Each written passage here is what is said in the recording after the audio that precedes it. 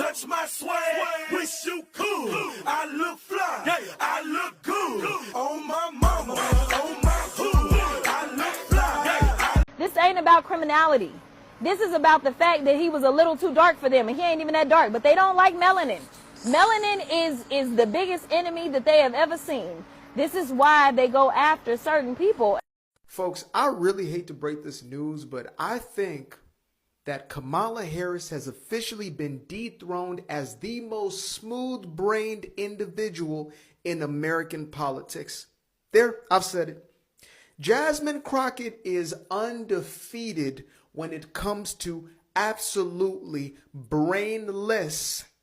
I was going to say brain dead, but I'm pretty sure the brain never existed to begin with, therefore it cannot die. So brainless takes, that she is filled with them to the absolute brim. There is no stopping it. So in her latest philosophical take, she explains to the rest of us how the reason why America is not standing behind this young man right here is because we hate melanin. Yeah.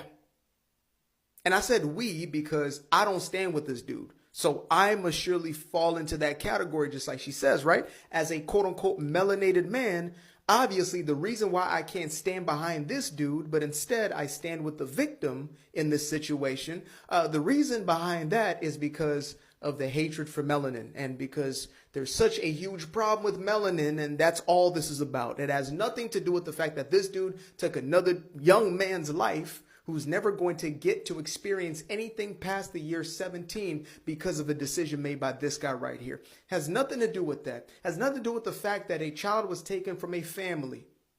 It has nothing to do with that. It has everything to do with melanin. Got you. Got you. Okay. No, it makes perfect sense. Again, coming from a smooth-brained individual, this is checking out.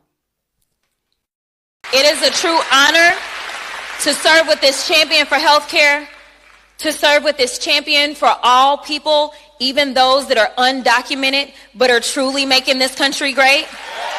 Is it a crime or a misdemeanor to enter the country illegally? It's a crime to enter the country illegally on Title 8, United States Code 1325, and it's really pathetic that any member of Congress don't understand what the law says. They wrote the law. They enacted the law. It was signed by the president. It's a criminal violation to enter the country illegally. If you've entered it prior, it's a felony. So, I've been saying this for I don't know how long on your show, and I had to educate AOC years ago during the hearing that it's a crime to enter this country illegally, and we're going to enforce those laws. As far as I'm concerned, you randomly kidnapping folk and you throwing them out of the country against their civil rights, against their constitutional rights. And frankly, how would they feel if some other country decided that they were going to just start throwing people randomly in our country? Like that is absolutely insane. So yes, all I got to say is y'all need to get these fools out of here. But this is by far the most arrests, Lawrence, we've seen from a single operation so far under the Trump administration. Nearly 650 illegal aliens apprehended in that massive week-long ICE operation in Houston. Over 80% of them were criminal illegal aliens. Take a look at these numbers, Lawrence. It's going to blow you away. Of those 646 arrests, 543 are charged or convicted of criminal offenses in the U.S. Break it down further. You find out 140 are aggravated felons. 34 were sex offenders, 38 were convicted of firearms offenses, 52 had drug trafficking or possession charges, and 7 are confirmed gang members. Houston's field office director of ICE's enforcement and removal operations says this in a statement. In recent years, some of the world's most dangerous fugitives, transnational gang members, and criminal aliens have taken advantage of the crisis at our nation's southern border. After illegally entering the country, many of these criminal aliens have gone on to commit violent crime and rain terror on law-abiding citizens. The multi-agency operation, conducted between February 23rd and March 2nd, included ICE, the ATF, FBI, DEA, and Texas DPS. And get this, just last week, Lawrence, ICE in Houston arrested 9 more criminal aliens with prior convictions for sex offenses, 6 of which involved minors. Texas is also getting, Democrats in Texas are getting a little bit of attention because of their rising Democrat star, Jasmine Crockett. Turns out she may be a toxic boss, according to the New York Post. Here's the headline. Trump critic Rep. Jasmine Crockett is a no-show boss from hell who terrorizes staffers. Aides say, all diva, no wow. Inside, you see a quote, former aide to Crockett, saying that they don't like their boss. She is lying around her apartment, won't come into the office, and is just really indifferent to staff and will scream at them. She is never in the office and is very disengaged. She does her BS that goes viral and then freaks out over the most random things. I mean, who's surprised? I mean, this is my favorite Congresswoman. I enjoy her because I think if you promote someone like this, then you can just kiss the national election goodbye. And honestly, I don't think this was like a secret. She kind of acts this way publicly as well, but she's getting the Amy Klobuchar treatment. Abuses the staff. Kamala Harris, with her behind the scenes, abuses her staff, doesn't really do the work, trying to look for viral moments, and she's really not effective as well. What piece of legislation can you say she has been successful on? What piece of legislation has she changed the country on? Well, you know, unfortunately, fame is a very powerful drug, and clearly it has gotten to her head. I interviewed Congressman Chairman James Comer, and I asked him about her because she's on the Oversight Committee. And he said when she first came to Congress, totally different person than she is today. It's like night and day. And then we saw that in do you remember the Atlantic profile piece? Mm-hmm. She said she was shutting down the profile and revoking all permissions like you have the authority to do so. Because the Atlantic reporter had the audacity to ask other Democrats about her. And then apparently her lock screen is like a photo of herself. The Escalade. She asked the staff to use the Escalade. They have to rent an Escalade to come pick her up. Now, normally, the members let their interns as well as their schedulers just use their personal car, and they can come pick her up. But she requires them to go rent the Escalade just to drive, and they have to be waiting outside of the Escalade with the door open. Griff, I'm sure you're surprised. You mentioned Amy Klobuchar. It's unclear whether or not Jasmine Crockett eats salads with a comb, which was, of course, a rub on her. We reached out, actually, or Fox News Digital reached out to Rep. Crockett for comment. We have yet to hear back. Anytime you say something, it seems the left just completely twists it, runs with it.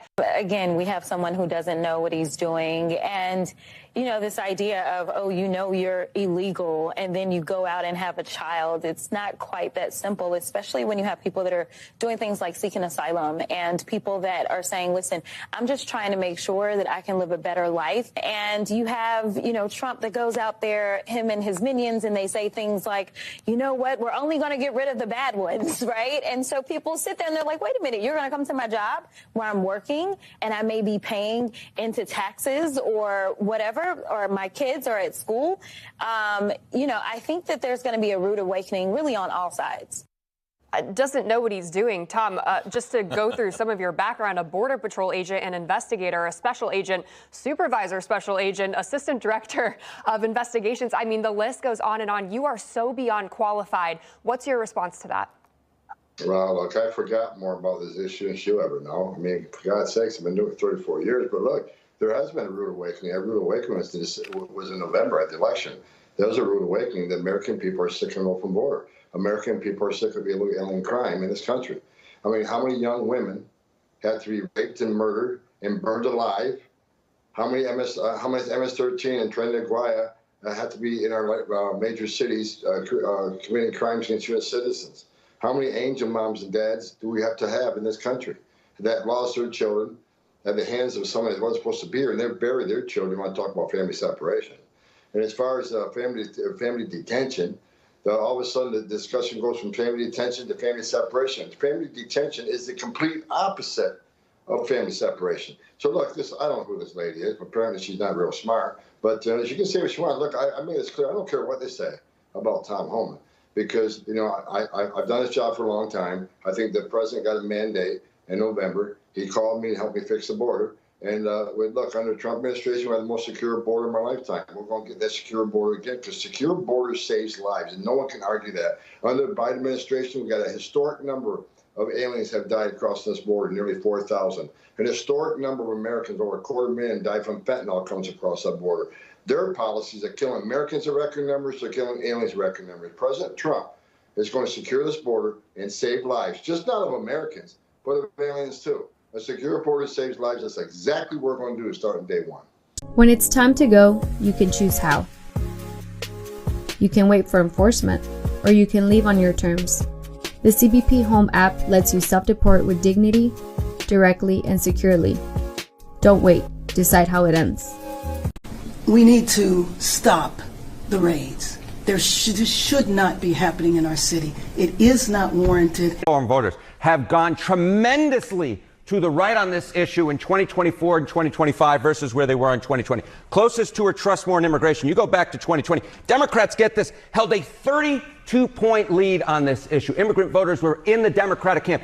Jump forward to 2024, 2025. Look at that shift, a 40-point shift to the right among immigrant voters. Republicans now lead on this issue by 8 points over Democrats, more so than any other group that I could find. The group of voters who became more hawkish on immigration were in fact immigrants themselves, immigrants who are registered to vote in this country. So that's on that issue. How about how they feel about kind of traditionally, historically about Donald Trump? Yeah. So, you see this shift and you go, what is going on underneath the hood? Well, take a look, Donald Trump. You remember when he first ran back in 2016, immigrant voters were one of his weakest spots. But look at this. Trump's vote share in presidential elections among, again, immigrant citizens, those who are registered to vote. Look at this. In 2016, he got 36% of the vote. You go to 2020, 39% of the vote. Look at this. In 2024, all the way up to 47% of the vote. Some polls I looked at had him barely losing that vote. Some polls I looked at had him barely winning that vote. Again, there is no block of voters that shifted more to the right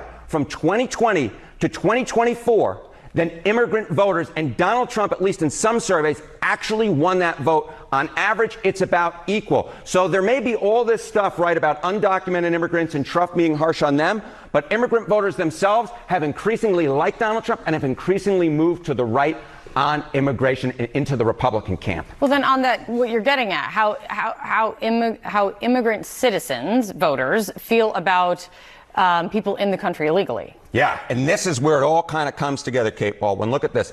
The net favorable rating, immigrants who are here illegally, among immigrant citizens, again, those registered to vote. In 2020, look at this, plus 23 points on the net favorable rating. But look at where we were in 2024, minus 6 points, underwater. So immigrant citizens have become increasingly unfavorable in their views of those immigrants who are here illegally. So I think it's so important when we're talking about this debate from a political angle to separate those out who are undocumented immigrants versus those who are here legally and those who are citizens and those who are voters, because that group of voters has felt increasingly distant from those immigrants who are here legally. And so again, when we're talking about this, at least from a political angle, this is why Donald Trump feels so comfortable, because in fact, amongst the group that you would think that would be most opposed to this, in fact, they become increasingly favorable, not just towards Donald Trump, but towards a Republican point of view on immigration and becoming distant from those immigrants who are here illegally. But we're going to teach them how to run away from an alligator, okay? If they escape prison. How to run away. Don't run in a straight line. Run like this. And you know what? Your chances go up about 1%. Okay? I am from Colombia, South America.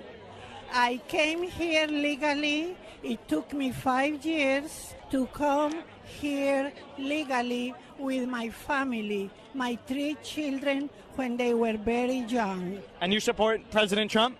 Totally. I think he's a gift from heaven to our country. He thinks and talks just like we regular, normal people.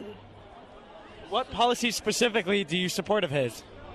The security for the country, make America first again, the immigration, the employment for everybody, the sincerity, how he speaks. I like everything about the man.